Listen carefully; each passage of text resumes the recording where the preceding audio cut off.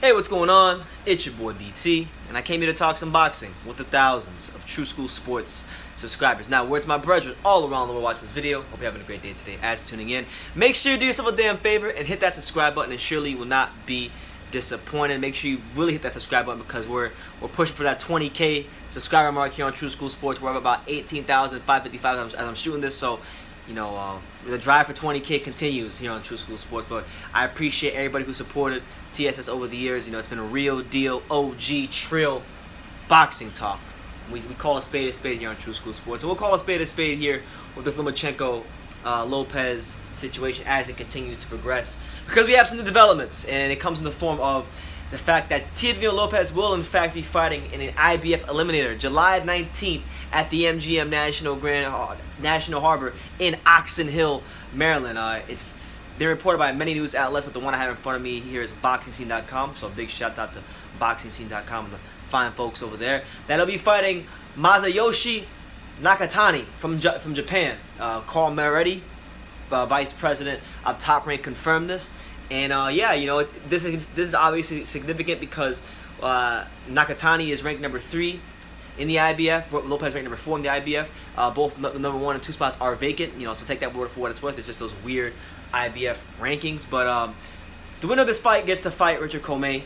Puts him in prime position for a title shot with Richard Commey. And from the Lopez side of things, this is obviously big because the talk with him, the chatter with him has been about the Lomachenko fight. And we all know Lomachenko, you know, sounding like Nico Bellic from fucking Grand Theft Auto 5. I only want to fight him if he has a belt. If he has a belt, I fight him. I fight him for free. Like, he wants to go on and on about that. So, you know, Lopez is not frustrated no more. He's just going on with his career and seeing what he's got to do to get that fight because he really wants to fight. He has that ambition and he has, you know, that dog within him to want that fight. But as far as the matchup with Nakatani, you know, it's an interesting fight because obviously Nakatani comes to this fight. He's a fellow undefeated fighter. He's 29 years old. He's from Japan. You know, just skimming through his resume, you know, he's not someone that he kind of reminds me a couple years ago. I don't know if you guys remember, but just, you know, I haven't seen him fight, so maybe this judgment is poor. But if you guys remember a couple years ago when Sergey Lipinets fought for the IBF 140-pound title, he fought Akiri Kondo, who's from Japan. He had never really fought outside of Japan. He just fought like domestic level opposition in Japan. It's the same thing with Nakatani. He hasn't, you know, really been outside Japan. You know, he's kind of like Akiri Kondo in the sense that he's fought like in the same venues a couple of times, like Korakuen Hall, which is where Kondo was fighting. So, you know, we don't know much about this guy, but sometimes, as we've seen many times in boxing, sometimes those are the most dangerous guys and you got to worry about. So, before Lopez can even think about Lomachenko or Commey, he's got to get past this guy. So right now, this is the most important fight for him, and it should be a good fight. Now, you know, looking ahead, should he do what he's expected to do and beat this guy, you know, then we're talking about him fighting Richard Commey. You know, and I think it's good that this is developing because, you know, for people like myself who are very pro Teofimo Lopez and commend him for the ambition he has in his career, that commend him for wanting to take on the best, for calling out Lomachenko, for actually believing what he says and not being scared, because even Lomachenko knows that some his opponents are frightened to death when they're in the ring with him. They asked Lomachenko on his YouTube channel when he fought Anthony Crawler. They are talking to him in Ukrainian, and he spoke and he said, yeah, Crawler was definitely scared of me. I could feel it in the ring.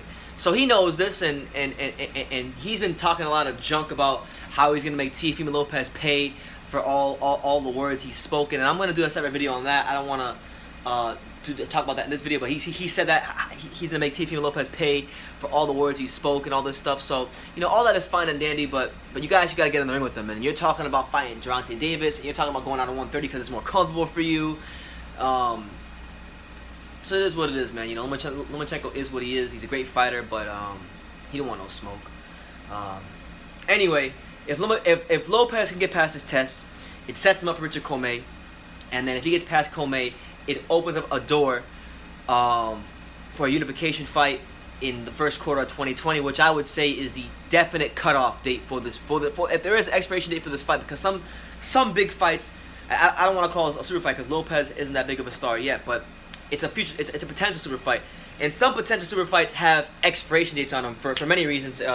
Sometimes it's because the fighters have plans of their own, promoters don't have plans for the fighters, or the fighters can't make the weight anymore.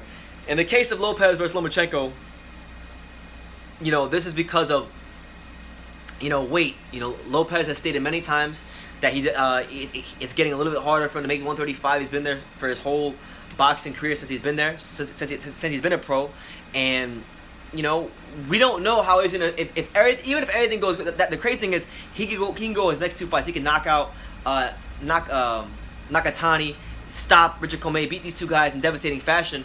But we don't know how he's gonna feel in the first quarter of 2020, and it's gonna be ultimately his call to see if his body feels strong enough to fight a guy the magnitude of Lomachenko. But Lopez strikes me as someone who's very ambitious. He seems like someone that even if he is in fact weight trained, he'll still try to go through with the fight just because he wants to beat Lomachenko that bad. I mean, obviously I want to see the fight, but I also think you should be wise. If you're not going to be at your best and your body just can't make the weight anymore, then you need to just move to 140. You see what I'm saying? And not fight Lomachenko.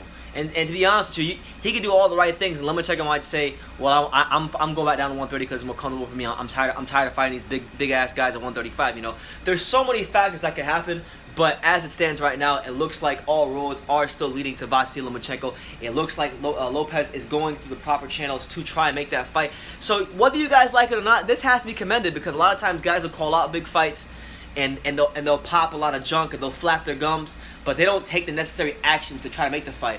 But with Lopez, it's a lot different. He's taking the necessary actions to make this fight, whether it's going through fighting a guy like Edis Tatley in his last fight, who was highly ranked in the WBC.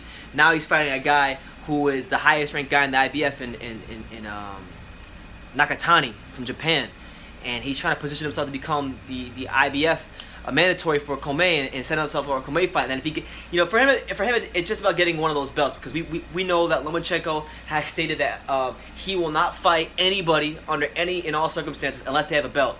Okay, the only way he's fighting you if you don't have a belt is if you're someone who has no chance against him, like Anthony Crawler or Guillermo Rigondeaux, you know, one of those kind of fighters. So, you know, like, it's funny too, because I watched Lomachenko's interview where he was talking about Anthony Crawler, and Lomachenko by his own admission said that he knew Anthony Crawler wasn't the best fighter in the world, and he called him a mid-level boxer who just happened to run into a world title. So he knew what he was fighting, and he was honest with himself. And you know, I respect that much about Lomachenko. At least he can be honest about some of his opposition, because Anthony Crawler, like I said, it was one of the worst mismatches in any championship fight we've seen in quite some time.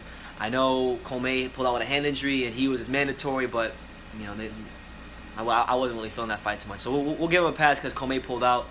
Hopefully in September, when he's supposed to fight again, because that's what he said, September, after his hand heals up, he'll fight someone better. And you know, hopefully, I'm hoping everything falls into place, and that Lopez is, you know, can still make the weight, and Lomachenko still wants to fight, because I want to see that fight. I think it's the best. I think it's the best fight out there at 135. Not just for the style matchup, but for also the fact that these two guys, they don't like each other.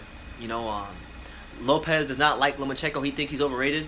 I'm starting to think the same thing. I've been thinking that for a couple months now. That Lomachenko, as great as he is, he's overrated. Lomachenko doesn't like Lopez calling him out because he feels like he's a nothing boxer and he doesn't have the right to call him out. So these guys, you know, I like where this is going. Hopefully, Bob Arum continues to allow Teofimo Lopez to terrorize Lomachenko and build the fight up, so that when it does happen, it can be the biggest fight possible, and they can make it into a big pay-per-view fight. You know, sometimes Super Bowl 2020 that weekend. That'd be great for boxing, because that's kind of a lost tactic in the art of promoting. You know, I remember a couple years ago I had a conversation with Evander Holyfield, and he talked about how a lot of times back in the 80s and the 90s, you know, you'd have big fights happen, not on pay-per-view, but on local television during Super Bowl weekend. Now, I don't think that's gonna happen, but could you imagine if Bob Arum on Super Bowl weekend put on, like, you know, Lomachenko versus Lopez? You know, kind of bringing back those old promotional tactics from the 80s and 90s. You know, be pretty interesting stuff. But that's the news. Teofimo Lopez fighting Masayoshi Nakatani in an IBF Eliminator July 19th at the MGM National Harbor in Oxon Hill, Maryland. The winner of this fight positions himself in line to get a Richard Commey title shot later in the year. So yeah, big stuff going on in the lightweight division. The lightweight division continues to heat up, and we'll definitely be keeping track of it as it progresses here on True School Sports. So let me know what you guys think in the comments. You know, like, subscribe, do all that good stuff. And like I say in every single one of these videos, you can love me or you can hate me, but I'm just a kid from Daniel. So until next time, take care, guys.